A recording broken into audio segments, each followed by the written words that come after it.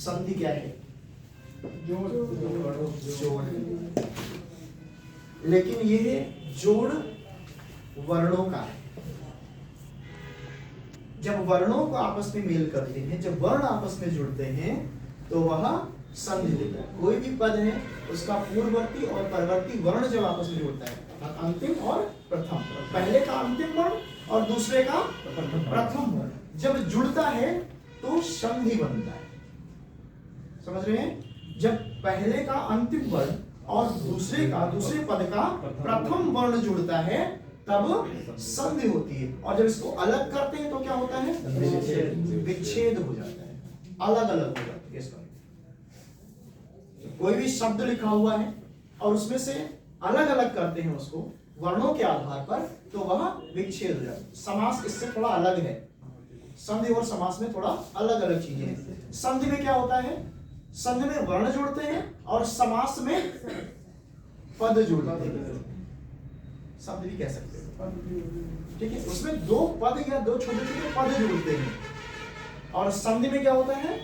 वर्ण जुड़ते हैं। संधि का विग्रह नहीं होता है, विच्छेद होता है, और समास का विग्रह होता है। अलग अलग पद को, एक पद को अलग कर दूसरे पद को अलग कर दिया जाता है।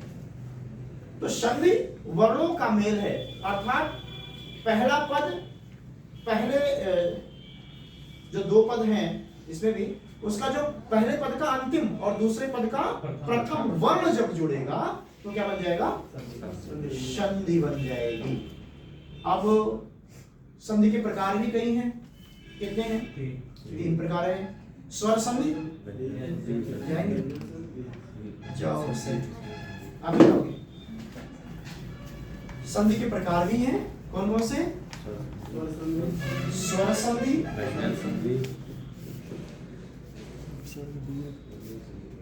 और व्यंजन संधि और विसर्ग संधि। ये 3 है।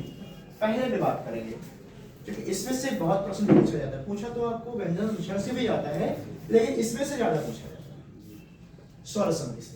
इसके भी कई प्रकार हैं।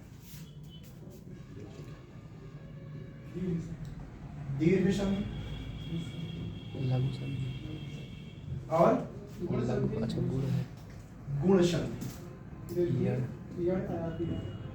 अयादि संधि। आज इस चीज को बहुत क्लियर करके जाइए आप। गुण, अगर आपके पास समय है तो गुण संधि। अगला क्या है?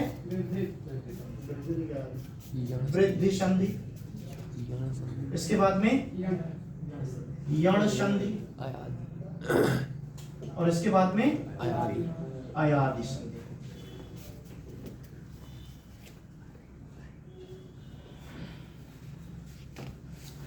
सबसे पहला दीर्घ संधि।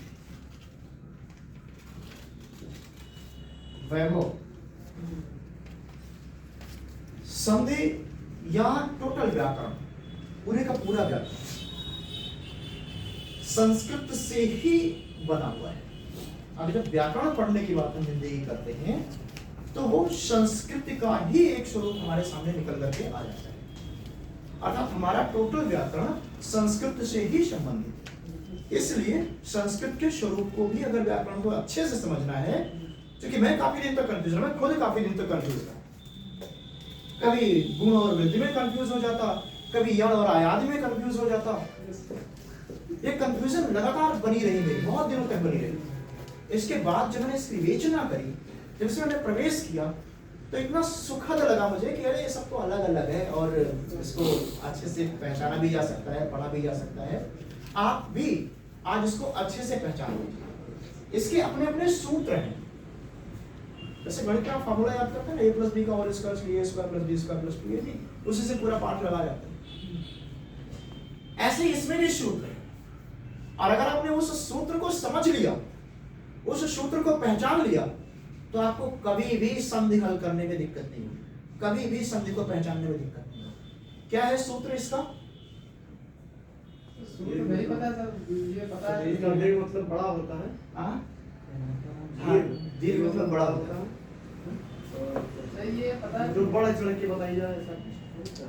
इसमें सर दो इसमें वर्ण से दीर्घ वर्ण हो जाता है, जैसे छोटा छोटा मिलके बड़ा आज मैं इसका एक सूत्र आपको बता दूंगा और सबका एक सूत्र बता दूंगा, और वो सूत्र आप समझ भी लीजिएगा, केवल सूत्र याद नहीं करना है। जैसे a प्लस बी का होल स्क्वायर आपने याद तो कर लिया, लेकिन वो है क्या? a प्लस बी को 2 बार मल्टीप्लाई किया गया, और मल्टीप्लाई करने के बाद जो चीज निकला है वही तो a प्लस बी का होल स्क्वायर का रिजल्ट है। a स्क्वायर आप जाएंगे a square plus B square plus 2ab, तो हमने याद तो कर लिया उसको, लेकिन अगर उसके आप विशेषता नहीं जानते, कहां से निर्मित हुआ है उसे नहीं जानते, तो एक खालीपन कहीं ना कहीं बना रहेगा। माताराम सलगा तो नहीं? ये माताराम सलगा नहीं, वो तो उसमें जाएगा, किस में जाएगा? छंद में जाएगा, वो छंद में जाएगा, वहां नहीं जाएंगे, यहाँ रहेंगे। और ये है अकः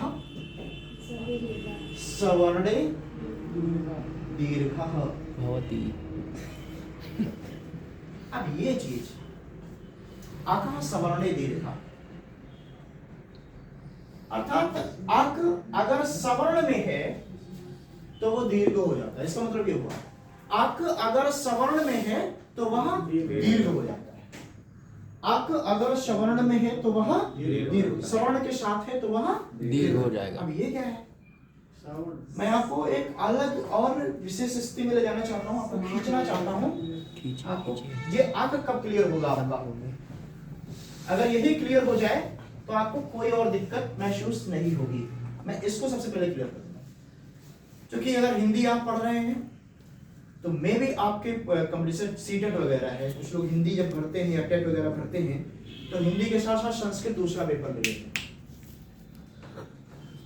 थोड़ा सा इधर कर दें। कुछ नहीं वो तुम थोड़ा हो जाओ। तो इसमें मैं आपको एक जो क्लियर करेगा, इसको स्पष्ट करेगा, वो मैं अभी आपको बता दूं थोड़ी देर में। आपने माहेश्वर सूत्र का नाम सुना है? माहेश्वर सूत्र का नाम सुना है? कितने होते हैं? 14 होते हैं। मैं आपको बताना चाह रहा हूं, केवल आप यहाँ के लिए, आज के लिए, परीक्षा के लिए ना पढ़िए, आप इस तरह से पढ़िए कि वो आपके दिमाग में फीड हो जाए। और मैंने कहा कुछ सिनारियो याद आए कि मैं कहाँ बैठा था तब मेरे सामने ये चीजें क्लियर हुई, उस सिनारियो के साथ आपको वो चीजें स्पष्ट हो जाए। माहेश्वर सूत्र में 14 सूत्र होते हैं।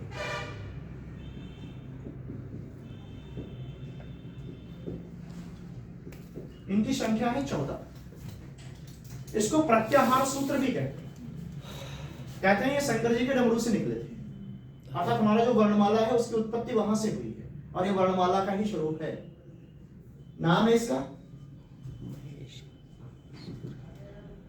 आय उड़ ऋक योंग। कुछ अटपटा लग रहा होगा, लेकिन जब ये क्लियर होगा तो आपको बहुत अच्छा लगेगा। योंग योच हाय वरट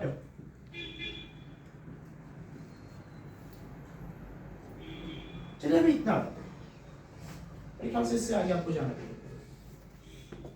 हाय वरट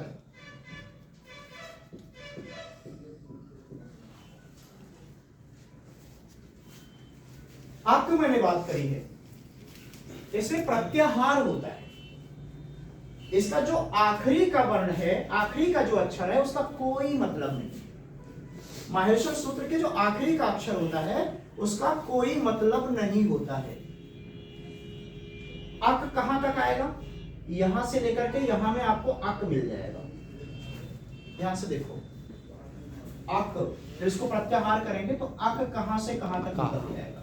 आ ई उ री और ली, जिसका हिंदी में प्रयोग नहीं।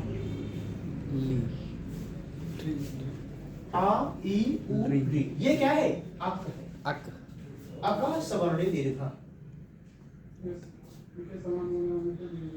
अक सवर्णे दीर्घ। अक यही है, आई आ ई उ और री, इतना ही अक है। आपने अगर और कभी हिंदी या संस्कृत में पढ़ा होगा तो अच्छ पढ़ा होगा, हल पढ़ा होगा। व्यंजन को हल भी कहते हैं, जो कि ये हा से शुरू होता है और जाकर के लाभ घाय वारा टेयम गणनम जब गणदस चप कटत चटतो, इस तरह से आगे जाते हैं हल पे। तो हल पूरा व्यंजन है और अच पूरा स्वर है। अच कैसे पूरा स्वर है? आ से लेकर के यहाँ तक आ जाए, ये पूरा स्वर आपको मिल जाएगा। तो आ से लेकर के और चा यहाँ तक जो समाहार हो रहा है, प्रत्याहार हो रहा है, वो अच है और वो क्या है? स्वर है। आ ई उ री री ए ओ ए ऐ औ, ये पूरा आपका स्वर है, इसलिए अच को स्वर भी कहते हैं। अक कहां से? इसमें केवल अक की चिंता है, अक की बात कही गई। तो अका सवर्ण दीर्घ, अक कहां से? आ ई उ री, इतना आपका हो गया अक। अब अगर इसका अब अर्थ ये हुआ कि कोई भी अक अर्थात अ ई उ, चाहे वो लघु हो अथवा दीर्घ हो, इसके बाद अगर वही लघु या दीर्घ स्वर आता है तो वह दीर्घ हो जाता है। देख माने क्या होता है? बड़ा होना। अच्छा एक चीज और बताइए, मूल स्वर कितने होते हैं? 10 मूल स्वर 10। कौन से? री नहीं होता, बस री नहीं होता। अच्छा,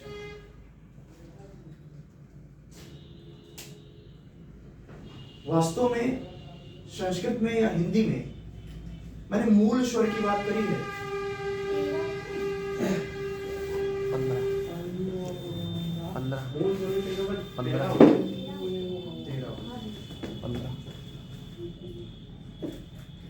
अच्छा, स्वर के कितने प्रकार हैं? 5। कौन?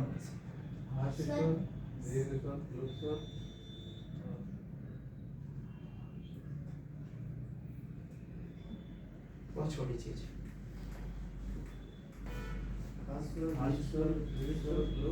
सर 3 ही स्वर हैं। तो काहे 5 बता रहे हो?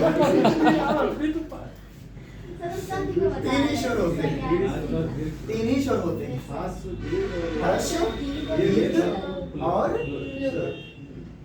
ह्रस्व स्वर होता है, उसको आप लघु स्वर भी बोलते हैं। आ ई उ री, ये हो गया ह्रस्व स्वर। सर मूल से बताइए कितने होते हैं? कंफ्यूज, मूल से बताइए कितने होंगे? कंफ्यूज बता रहा हूं, इसको मैं छोड़ूंगा नहीं, तो बता के जाऊंगा। इसके बाद में दीर्घ स्वर है ना, दीर्घ स्वर होते हैं जब वो बड़ा हो जाता है, दीर्घ स्वर होते हैं। इसके बाद प्लुत स्वर होता है, प्लुत स्वर में जब उसमें दूना जो दीर्घ स्वर होता है उसमें दूना समय लगता है, दोगुना समय लगता है। इसके बाद प्लुत स्वर आता है, प्लुत स्वर में 3 गुना समय लगता है। जैसे ओम ओम, अब ओम अगर लिखना है तो क्या लिखोगे आप? ओम। आपने देखा है कभी ऐसा लिखा हुआ? जी जी जी सर। ओ पे जो समय है वो 3 गुना दीजिए आप। ये छोटी है, ओइम नहीं है ये, ओम। वो लोग इसको ओइम पढ़ देते हैं, ये ओइम नहीं है। ओम। ओ पे आप ज्यादा समय दीजिए, 3 गुना, अर्थात दीर्घ से भी ज्यादा, इसलिए वो क्या हो गया? ओम। समझ रहे? तो ये प्लुत स्वर में आता है। चलो आध्यात्मिक वातावरण हो गया।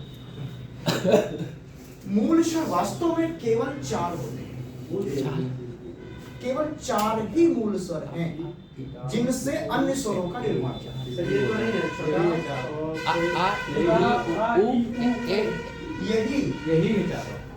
आ ई उ। ये अक जो है, ये जो अक है, यही वास्तव में मूल स्वर है। आप इधर आ जाइए, मतलब मस्तिष्क से। जी सर। यही वास्तव में मूल स्वर है, जी सर। इन्हीं से अन्य स्वरों का विस्तार हुआ है। इसलिए केवल 4 मूल स्वर हैं, अ ई उ री। आ में अगर आप एक आ और जोड़ देंगे बड़ा आ। तो क्या बन जाएगा? बड़ा आ। दीर्घ हो गया। जी सर। आप कहना कि लघु स्वर से दूना समय लगता है, तो दूना हो भी तो गया भाई। अरे 2 आ गए तो दूना हो गया नहीं हो गया? जी सर। तो ये हो गया दीर्घ स्वर। इसके बाद में छोटी और छोटी, बड़ी। इनको मिला देंगे तो क्या बन गया? एक। छोटा ऊ, छोटा ऊ, इनको मिला दिया तो क्या बन गया? बड़ा। री प्लस री, इसको मिला दिया तो क्या हो गया? पूरा लाभ हो जाएगा। ये सर स्ट्रा।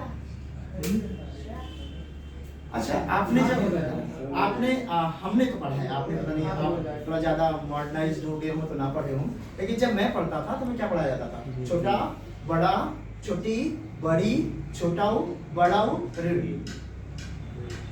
ये पढ़े हो? ऋण ये पढ़े हो? अभी भी पढ़ लिया ऐसे पढ़ा है? छोटा बड़ा छोटी बड़ी छोटाऊ बड़ाऊ ऋण। ये चीज पढ़ाई गई है। हमने बहुत दिनों तक इसको, जब मैं आगे बढ़ा तो उसको री करके पढ़ाया जाने लगा मुझे, री। मैं समझ पाया कि ये वास्तव में री ही है। ये ऋण कैसे हो जाता है? जब इसका फॉर्मेशन इस तरह से हो जाता है, एक और री आ जाएगा इसमें भाई। इस पे एक मात्रा री लिखा है, एक और री इसके साथ पढ़ोगे तो क्या पढ़ोगे? ऋण। ऋण पढ़ोगे नहीं पढ़ोगे? ऋण। अभी दीर्घ हो गया ऋण। अभी तो री पढ़ रहे थे, अब क्या पढ़ेंगे? ऋण। एक मात्रा नीचे और लग गई।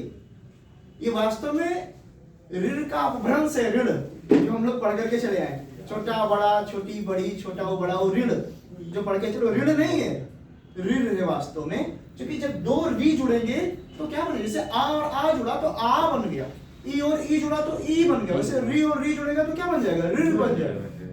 ये संस्कृत की परिकल्पना है। संस्कृत तो वास्तव में ये मूल स्वर हैं। अब इसके बाद से इनकी वृद्धि होना शुरू होती है, इनमें गुण आने शुरू होते हैं। आपके हो सकता है अभी एक दो लाइन में ही आपके सारे संधि क्लियर हो जाए, इसके बाद इनमें गुण विशेष आना शुरू हो जाता है। अब गुण कैसे आएगा? ये छोटा ने सोचा कि आत्मा ने बना दिया, अब कोई और गुण धारण करते हैं, कोई और स्वरूप लेते हैं। तब इसने आ के बजाय संयोग किया छोटी ई से, और जब आ के बाद छोटी ई से संयोग किया तो ये बन गया ए।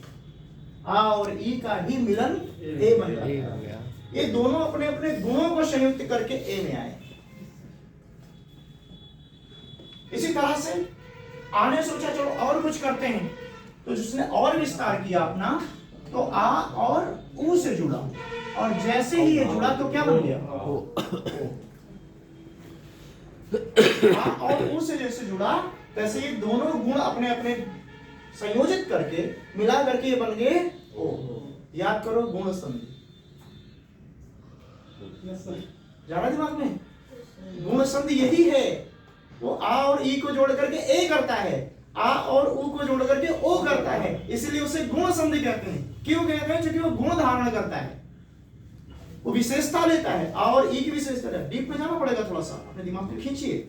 आ और ई जोड़ा तो ए हुआ, और आ और ऊ जुड़ा तो ओ हुआ। समझ रहे हैं? तो इस तरह से ये क्या कर रहा है? गुण स्वरूप हो रहा है, एक दूसरे का गुण ले रहा है। भाई आप बहुत अच्छे पढ़ने वाले हैं और मैं बहुत अच्छा लिखने वाला हूं। आप बहुत अच्छे बल्लेबाज हैं और मैं बहुत अच्छा गेंदबाज हूं। दोनों के गुण इकट्ठा हुए, एक फील्डर नहीं मिल गया, उसका भी गुण इकट्ठा हुआ, एक टीम बन गई, और वो बल्लेबाजी गेंदबाजी और फील्डिंग सबसे संयुक्त हो गई। तो एक दूसरे की क्वालिटी तो ही ग्रहण कर रहे हैं, गुण ही तो ले रहे हैं। आ और ई जुड़ा तो क्या हुआ? ए हुआ। आ और ऊ जुड़ा तो उसके गुण को क्या कह दिया? ओ हो गया। तो ये गुण धारण करते हैं, इसलिए इनका प्रयोग गुण संधि में जाकर के होता है। और ये यही है, दूसरा कुछ नहीं होता है। सूर्य घन उदय, सूर्योदय, सूर्योदय बनता नहीं बनता है। रमाधन ईश, रमेश हो रहा है नहीं हो रहा है?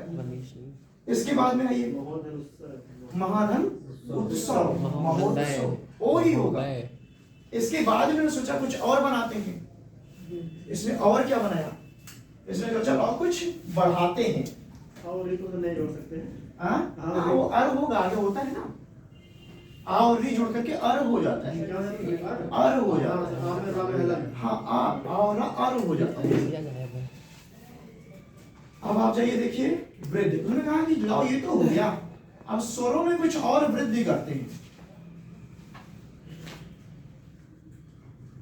दीर्घ तो हो गया था, अर्थात अब वृद्धि करनी है। दीर्घ हो गया, बड़ा हो गया था।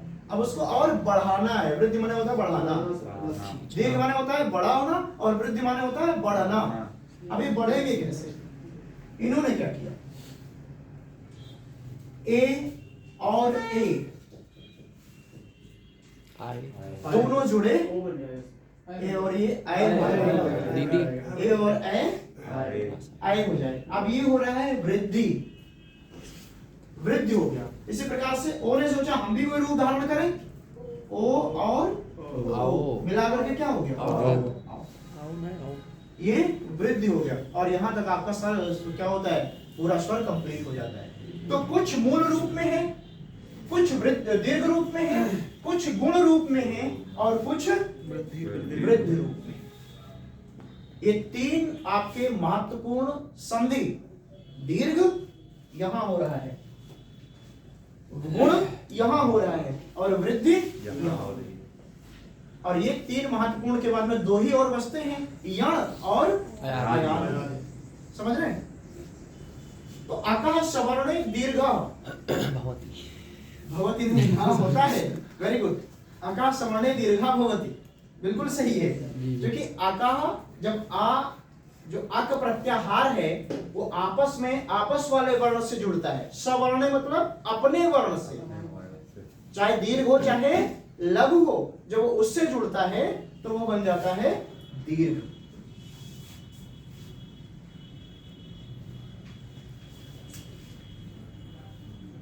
कैसे कैसे जुड़ सकता है बताएं आप मुझे। तो क्या कैसे कैसे दीर्घ कैसे जुड़ सकता है, आयुष आ प्लस आ बराबर क्या होगा, है ना। कोई उदाहरण इसका, इसका कोई उदाहरण सर समझे नहीं क्या? भाई आकाश सवर्णे दीर्घा, आके जो है आ ई उ री हो, चाहे दीर्घ हो चाहे लघु हो। अब आप यहाँ पे आ जाइएगा, चाहे दीर्घ हो चाहे लघु हो, अगर वो आपस में जुड़ेगा और अपने वर्ण के साथ जुड़ेगा तो वो दीर्घ ही हो जाएगा। आ विद्यालय वो अलग हो जाएगा। दूसरा अभी सबका उदाहरण बता दे, आ प्लस आ बराबर क्या होगा, लघु और दीर्घ जुड़ेगा अपने वर्ण के साथ तब भी दीर्घ ही होगा। इसके बाद क्या हो सकता है तीसरा, आ प्लस आ बराबर क्या, बड़ा।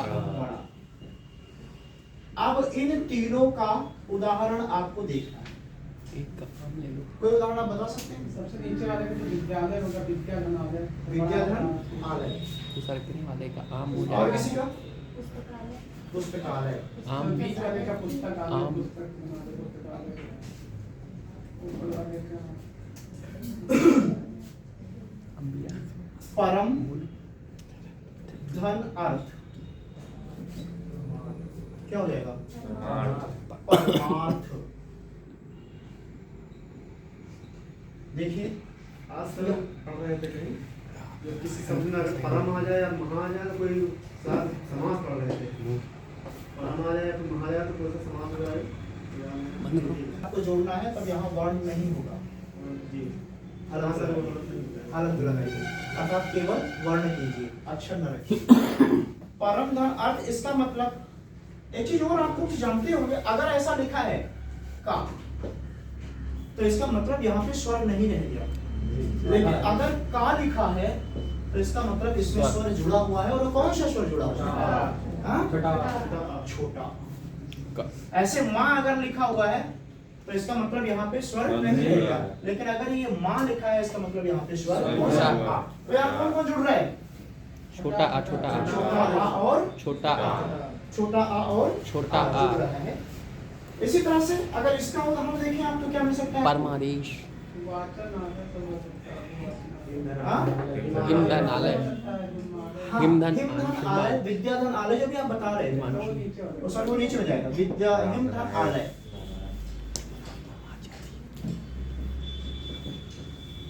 ये हो गया हिमालय। ऐसे विद्याधन आलय करेंगे तो क्या हो जाएगा, विद्यालय। विद्यालय। छात्रा पर स्थिति क्या है, स्थिति ये है कि सवर्ण से ही जोड़िए, किसी और से ना जोड़िए। आ है तो उसको आ से ही जोड़िए, चाहे लघु या दीर्घ। अका सवर्ण दीर्घ, अर्थात अक जो होगा अपने वर्ण के साथ ही दीर्घ होगा, अपने वर्ण के साथ ही जुड़ करके दीर्घ होगा। ये इसका फार्मूला। और इसमें केवल ये चीज आप नहीं जानते थे, वो मैंने आपको क्लियर कर दिया कि आए उ और री और ये चीज। सर री सर उसमें ना सर नहीं आता है किसमें? तो इसी दी उसमें तो री तो सर उसमें गुणवाद में चला जाएगा।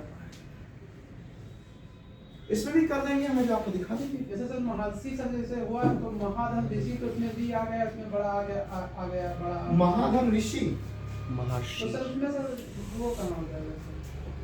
आप तो सब कर दें आपको, सब ऐसे नहीं इसमें दिखाएगा। सर हमने सर देखा जहाँ तक सर छोटा छोटी और सर ये जो छोटा हो सर ये मूल भी फल है ना। री की बात कर रहे हैं आप? जी सर री अच्छा, तो री सर दीर्घ में आएगा कि नहीं आएगा? री में आएगा, आ जाएगा, लेकिन तब आपको हिंदी व्याकरण से अलग हट करके उसको संस्कृत स्वरूप में ही पढ़ना पड़ेगा। जैसे री और री अगर आप जोड़ रहे हैं तो क्या होना चाहिए? क्या होना चाहिए? ऋण। ऋण होना चाहिए। ये मैंने आपको अभी स्पष्ट किया। Yes sir. आप जोड़िए पितृ धन ऋणम, और जब आप इसको पढ़ेंगे तो आप इसको देखो, एक होता है तत्सम, एक होता है तद्भव भाव। तत्सम मतलब होता है शुद्ध संस्कृत के समान, और तद्भव मतलब होता है जो संस्कृत से अलग थोड़ा हट करके उसका रूप परिमार्जित हो गया हो, तो तद्भव। अगर इसके शुद्ध स्वरूप को आप पढ़ेंगे तो ये है पितृऋणम। पितृणाम। संस्कृत शब्द हो जाएगा सर। संस्कृत शब्द पितृऋणम, ठीक है। पितृऋणम, इसको आप ऐसा भी पढ़ सकते हैं। ये जो डबल मात्रा होगी, ये एक री की और दोबारा फिर री की, वो होगा ऋण की मात्रा, पितृऋणम, ठीक है।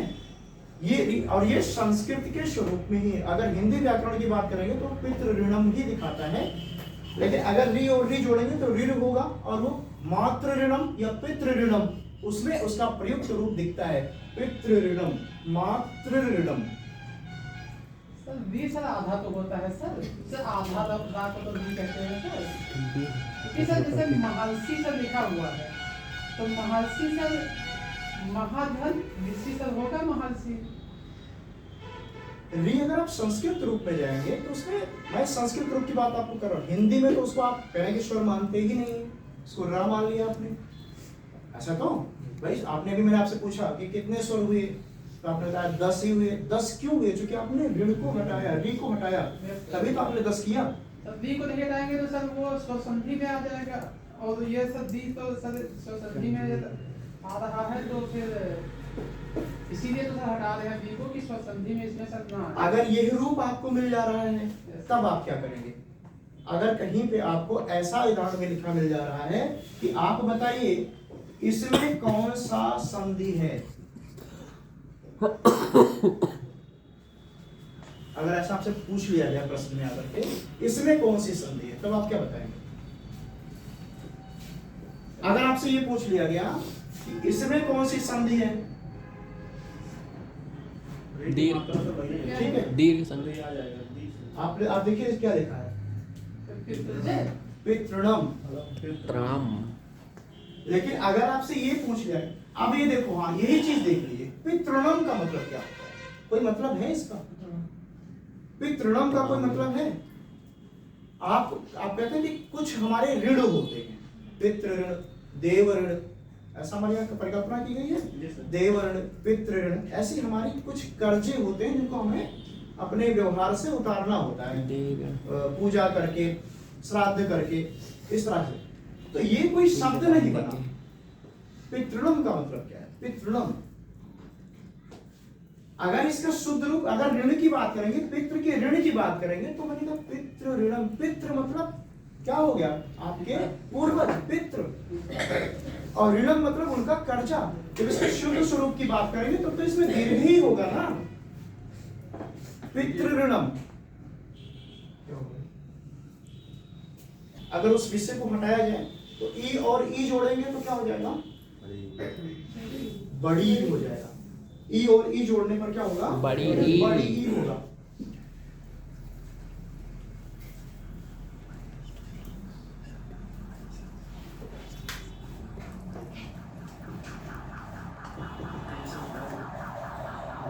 ई प्लस बड़ी ई क्या होगा? ये भी मतलब आप समझ रहे हैं चीजों को कि अगर दीर्घ हो रहा है तो वो अपने वर्ण के साथ ही जुड़ करके दीर्घ होगा। इसका कोई उदाहरण? इसका कोई उदाहरण आपके साथ? रवि धन इंद्र रविंद्र रविंद्र। क्यों? रवि धन इंद्र बराबर क्या होगा? रविंद्र। रविंद्र। इंद्रधन इसका क्या हो सकता है? मुनि धन ईश। उनीश मही धन ईश, मही धन ईश भी हो जाएगा। मही धन ईश भी महीश बन जाएगा, महीश बन जाएगा। इसी प्रकार से अगर दीर्घ करेंगे तो क्या हो सकता है? दीर्घ का उदाहरण ई और ई दोनों जोड़ दीजिए, बड़ी ई। तब भी क्या होगा? बड़ी ई होगा। अर्थात अपने वर्ण से जुड़ने के बाद में वह हमेशा क्या होगा? दीर्घ ही हो जाएगा। अपने वर्ण के साथ सवर्ण के साथ जुड़ने पे चाहे वो दीर्घ हो अथवा लघु हो तो वो क्या हो जाएगा? दीर्घ हो जाएगा। फार्मूला इसका है, सूत्र इसका है अकार सवर्णे दीर्घा। अगर अक अ ई उ री आता है वो अपने वर्ण से किसी भी रूप में जुड़ेगा तो दीर्घ स्वरूप में ही जाएगा। क्या ओवर करें? नहीं कंटिन्यू रखिए। अभी और चले? घूम रहे हैं क्या? भूख तो नहीं लगी किसी को? हम्म? पूछ रहे हैं भूख तो नहीं लगी है? पानी मंगाया था।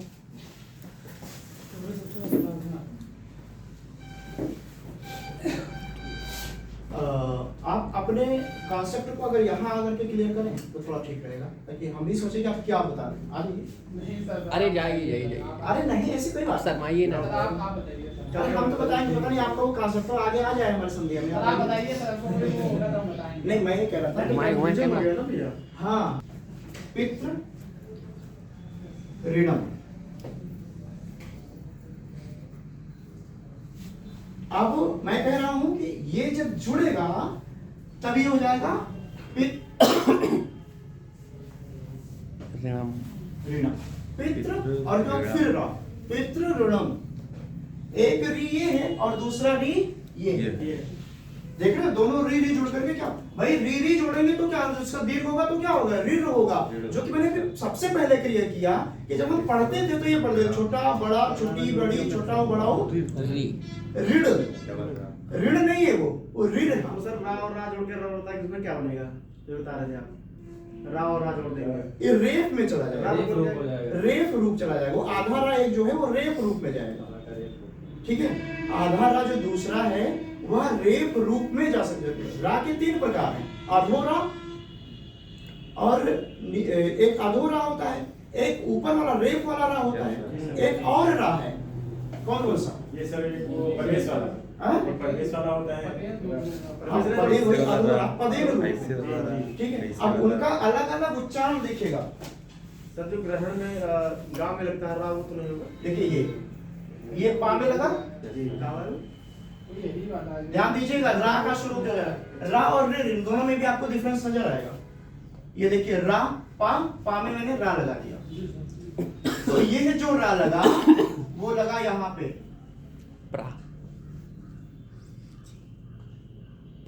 प्रेम में पा र म। ठीक है, आधा पा र और माँ। प्रेम इसमें रा आया। एक रा जो होता है वो ऊपर लगता है, वो बाद में प्रयुक्त होता है। जैसे कर्म में वर्ष, ये रा पहले आता है आधे स्वरूप में, वर्ष। और एक रा जो लगता है वह लगता है री के रूप में। जी सर। एक रा री के रूप में लगता है और उसको रा नहीं बोलते हैं, उसको री बोलते हैं। जैसे गृह है, अर्थात ये री रूप में बोला जाएगा। गृह री है, देखें ये इस रूप, एक पदेन, एक रेप और एक री रूप। अब री रूप में अगर 2 आ जाएगा तो ये गृह हो जाएगा, अर्थात 2 री साथ में उच्चारित होगा और वह दीर्घ स्वरूप में हो जाएगा। आप जो बता रहे हैं वह गुण में जब करेंगे तो वह रा स्वरूप में हो जाएगा, जब उसको हम वृद्धि में करेंगे तो आर स्वरूप में हो जाएगा। अभी आप देखेंगे उसको।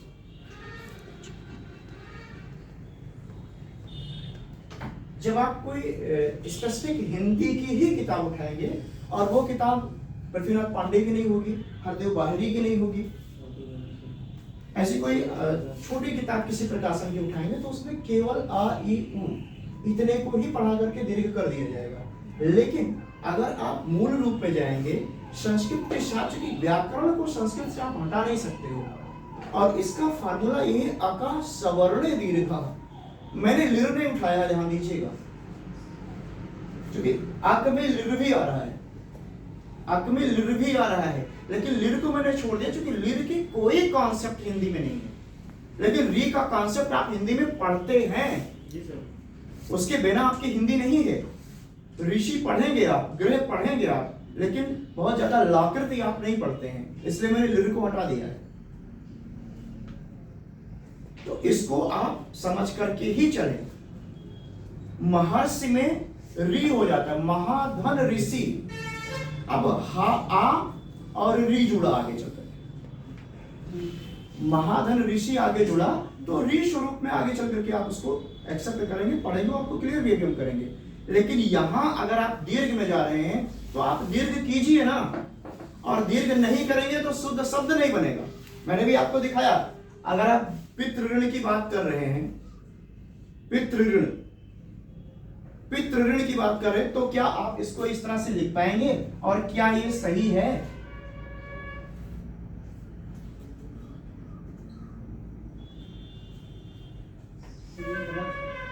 गलत है ना? ये पितृणम हो जाएगा, पितृणम हो जाएगा ना। उसका तो अब पितृ शब्द हिंदी में है या नहीं है? पितृ ऋण देव ऋण आप पढ़ते हो, ऋण की बात पढ़ते हो नहीं पढ़ते हो? और पितृ माने पिता पढ़ते हो। अगर इसको आप पिता नहीं मान रहे हो तब ये जो स्वरूप आएगा वो ये हो जाएगा, पित धन ऋणम। और पित मतलब पिता तो नहीं होता है। पित्त अगर हिंदी में पढ़ेंगे तो ज्यादा वो एक तो पित्त जो आपके अंदर बनता है, शरीर में बनता है वो पित्त, या अगर उसको और अपभ्रंश करके आप पढ़ना चाहेंगे, काव्य में जाकर के पढ़ना तो पित्त मतलब पीत कर सकते हो। पीत माने पीला होता है, पिता तो नहीं होता है। पिता कब होगा? जब पितृ होगा। और उनका कर्जा कब होगा? जब आगे ऋण लगेगा। क्यों?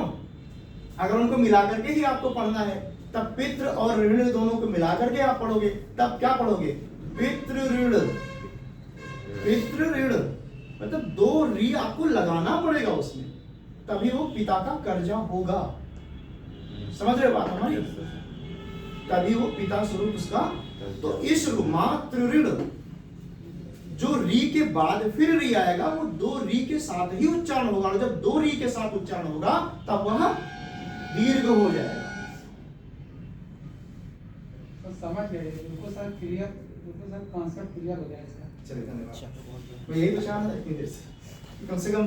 वो कहने मतलब सर जो ये री ये संधि के बीच में जो दिक्कतें होती है, यहाँ का वहां, वहां का यहाँ हो जाता है। मैंने पहले ही आपसे कहा है कि मैं वृद्धि और गुण में डिस्टर्ब हो जाता था, मैं यण और अयादि में डिस्टर्ब हो जाता था। तो डिस्टर्बेंस ही, आप कहाँ डिस्टर्ब हैं? आप दीर्घ और गुण में डिस्टर्ब हैं। नहीं सर, हमने सर ये री वाला सर उसमें, लेकिन मैं महर्षि की बात नहीं कर रहा हूँ, मैं बात कर रहा हूँ 2 री की। और 2 री की उदाहरण मैंने आपको मातृणम और पितृणम से दिया।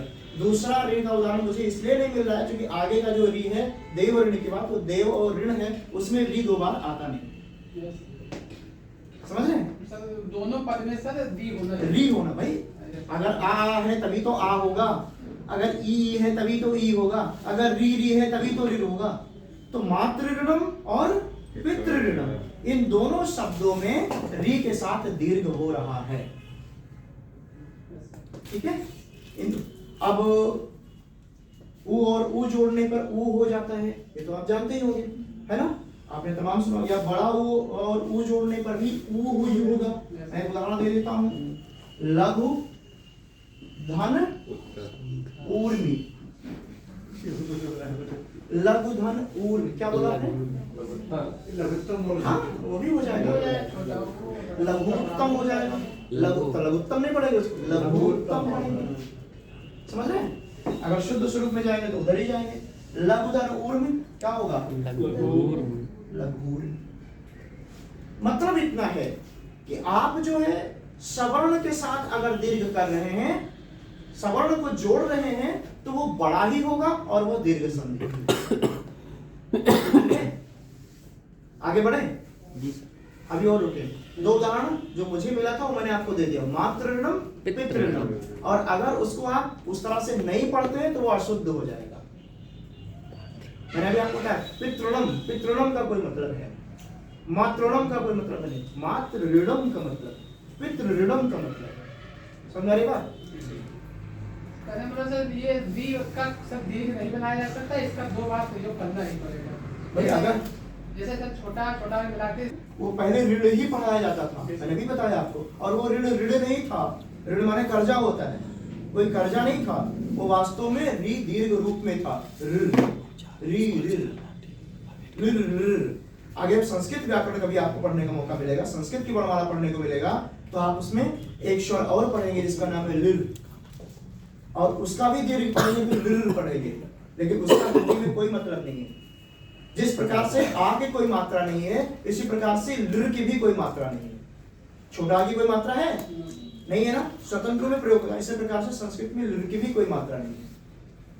आगे बढ़ जाए, एकाध संधि और हो जाए। इसकी बात क्या है? आदि आयादी नहीं भाजी, गण है तो आदि है गुण की बात कर रहे हैं। गुण की तो बता दिया। सर आप वहाँ वृद्धि तो पहुँचे। वृद्धि भी नहीं पहुंचे थे, हमने तो केवल अभी दीर्घ ही बताया था, हमने अभी तो दीर्घ ही क्लियर किया है। तो मैंने उदाहरण बताया था कि इस तरह से वृद्धि होगा, इस तरह से वृद्धि होगा, वो बताया। आप एक छोटा सा देख लीजिएगा और सूत्र देख लीजिएगा बस। और जब भी आपको मन करेगा कि बंद करें तो तुरंत बंद कर देंगे, क्योंकि कोई दिक्कत नहीं है। नहीं गुण संधि, इसका जो स्वरूप है, इसका जो फार्मूला है वो है आद्य गुण या आदगुण, आदगुणा। अब इसका मतलब है कि आ के बाद, आद्य गुण मतलब कि आ इत्यादि के बाद अगर कोई आ के बाद वाला स्वर जोड़ते हो, ई जोड़ते हो, तो वो गुण रूप में हो जाएगा। और गुण मैंने अभी आपको क्लियर किया है कि वो उसका कुछ क्वालिटी ले ले। उसके अगर क्वालिटी, आ के बाद में ई जुड़ रहा है, ध्यान दीजिएगा, आ के बाद में आ अथवा इस आ के बाद में जुड़ रहा है इसमें ई अथवा यह ई, इसमें से कोई भी आ के साथ ई जोड़िए, आ के साथ ई जोड़िए, ई के साथ ई जोड़िए, इसके साथ ई जोड़िए, तो ये हो जाएगा है। और ये गुण हो रहा है, मैंने पीछे बताया कि दूसरे का गुण लेकर के, इसे गुण संधि करते हैं, नाम से ही क्लियर कर लीजिए, इसलिए इसको गुण कहते हैं, क्योंकि दूसरे का गुण लेकर के ये अलग हो जाता है। इसी प्रकार से अगर इधर आप लेंगे ओ बनाने के लिए तो क्या बनाएंगे, आ और प्लस क्या, उ, और ये आ हो, दोनों हो, और ये प्लस आ उ और उ दोनों, तो ये जुड़ करके हो जाएगा ओ। और मैंने अभी आपको बताया है कि ये और ओ जो बन रहा है वास्तव में ये गुणी है, क्योंकि दो तत्वों का गुण प्राप्त कर रहा है, इसलिए ये गुण है, क्योंकि ये दो गुणों से समृद्ध हो रहा है। आ और ई, जब दो गुण इसमें जुड़ रहे हैं तो वो गुण रूप में क्या हो जा रहा है, ए। गुण तो समझते हैं, क्वालिटी, अर्थात आ और ई की क्वालिटी इसने ग्रहण करी, समझ रहे हैं। और इसने जो है आ और ऊ की क्वालिटी ग्रहण करी है ओ ने, और इसने किसकी, ए ने। आ और ई ने ए की क्वालिटी ग्रहण की। अब इसका अलग अलग उदाहरण आप समझें। आ प्लस ई क्या होगा, ए ही होगा। कोई एक उदाहरण बताइए। जैसे इसका सूर्यस हो जाएगा, महेश, नंदेश, पुष्पेंद्र, नामदेश, सूर्यधन, ईश, ईश। और कुछ बताइए, ये तो अभी बड़ी आ जाएगा तुरंत। आ और ई का आ और छोटी ई का, महेश, महाधनीस हो जाएगा। आ और ई का प्रयोग कर सकते हैं। तो पुष्पेंद्र, हाँ वेरी क्या बताया आपने? पुष्पेंद्र, पुष्पेन, पुष्प धन इंद्र। अब ये बनेगा क्या? पुष्पेंद्र, पुष्पेंद्र। अब देखिए पुष्प और इंद्र दोनों जुड़ा तो इसके गुण हुआ क्या? एक ही मात्रा, पुष्पेंद्र। यहाँ पे आ है, इसके बाद आ है और इसके बाद क्या है? ई है। तो ए तो नहीं था कहीं पे, यहाँ पे ए था। अब ये गुण रूप में क्या हो गया? ए की मात्रा है। तो जहां भी ए और ओ की मात्रा आपको दिखे, टोटली अगर सारांश से बात करें, ए और ओ की मात्रा जहां दिखाई दे, वहां समझ लीजिए कि वह गुण संधि है, क्योंकि ए और ओ यही दो गुण हैं, बाकी और कोई गुण नहीं है। अरबी है आपके साथ अरबी जोड़ेंगे आगे इसमें, क्योंकि वो गुण रूप में अरबी हो जाता है। जब आ और री जुड़ेगा तो अर हो जाएगा।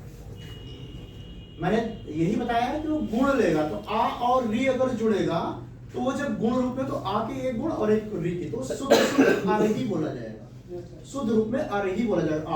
आ और ई जोड़ेगा, आ ई साथ में जोड़ेगा, ए उच्चारण आता है, इसलिए ये गुण हो जाता है। एक कोई और उदाहरण, देवधन इंद्र, देवेंद्र, देवधन साला नरेश महेश सुरेश बोले वो क्यों नहीं? नरेश तो उसमें तो बड़ी ई का तो उसमें दो होगा बार- होगा होगा। तो सर आप बताया कि बड़ी ई आ जाएगा। नहीं मैंने ये नहीं कहा, मैंने ये कहा कि छोटी ई वाला उदाहरण आप पहले मुझे बताया, क्योंकि मैंने यहाँ दिख रहा था आ प्लस ई। हाँ, सर हम गुण संधि को उदाहरण बता रहे थे, आप बता रहे कि नहीं होगा। मैंने यहाँ आ प्लस ई लिखा था ना, छोटी ई लिखा था। अब आपके सभी उदाहरण बड़े नर- कहते तो हो जाता है। महेश, आ नरेश, प्लस ई। अब आपका नर प्लस ईस, नरेश, नरेश। महेश नरेश। एक आप दोहरा महेश दीजिए, ऐसा तो नहीं कि वो भी हमने नहीं किया, गलत बता दिए। वो गलत नहीं है।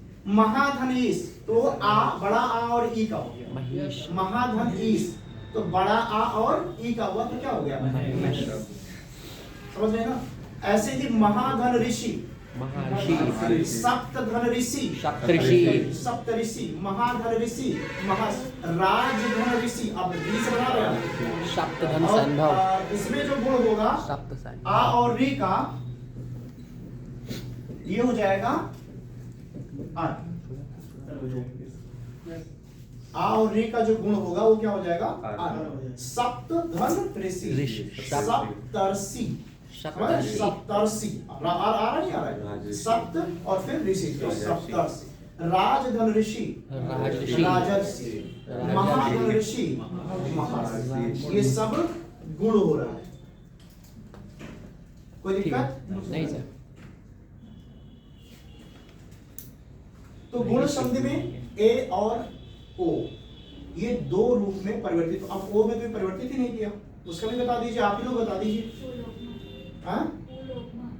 पूर्णोपमा, पूर्ण धन उपमा, तो क्या होगा? पूर्णोपमा। सूर्य धन उदय, उदय, क्या हो जाएगा? सूर्योदय, सूर्योदय। केवल ओ की मात्रा होगी। इसी प्रकार चंद्र धन उदय, चंद्रोदय। पुण्य धन उदय, पुण्योदय, पूर्ण, समझ रहे? तो ये गुण स्वरूप में है, जिसमें ए और ओ ही गुण है, और ए और ऊ का रूप जहां पे आ जाता है संधि, वहां पे गुण संधि है। इसको बोला जाता है आधे गुण। आधे गुण मतलब आ इत्यादि के साथ अगर उसके बाद वाला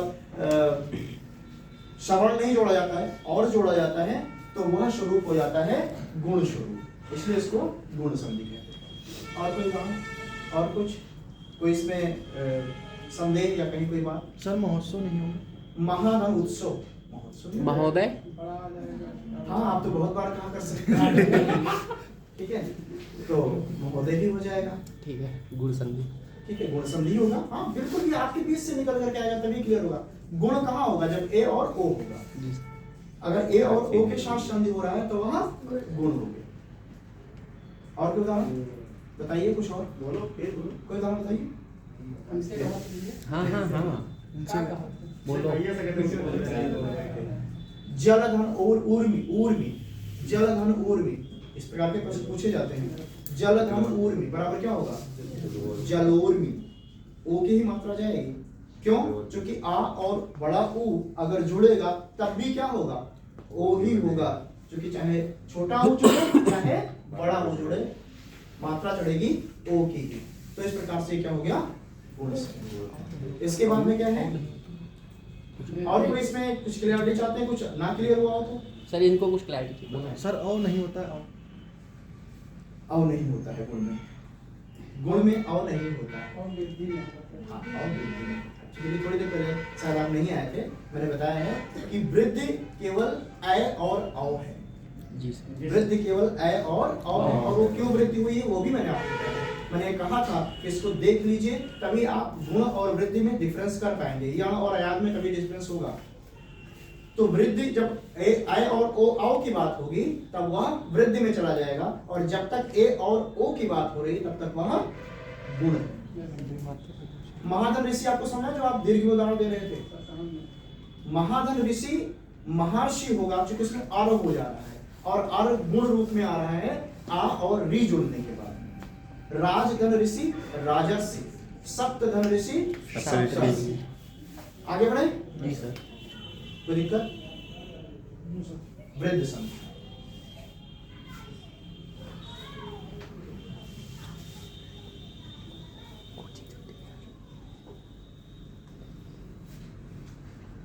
आप ध्यान दीजिए, पहले आपने सवर्ण जोड़ा, आ और आ, ई और ई, उ और उ। उसके बाद में कहां बढ़ गए? उसके बाद में आप सवर्ण से हट करके जोड़ना शुरू किए। क्या चीज? आ और ई, आ और उ। ये सवर्ण नहीं है, अलग अलग वर्ण है ना, स्वतंत्र रूप से अलग अलग वर्ण है। आ और आ सवर्ण है, आ और उ तो सवर्ण नहीं है ना। तो आ और उ जब जुड़ा तो गुण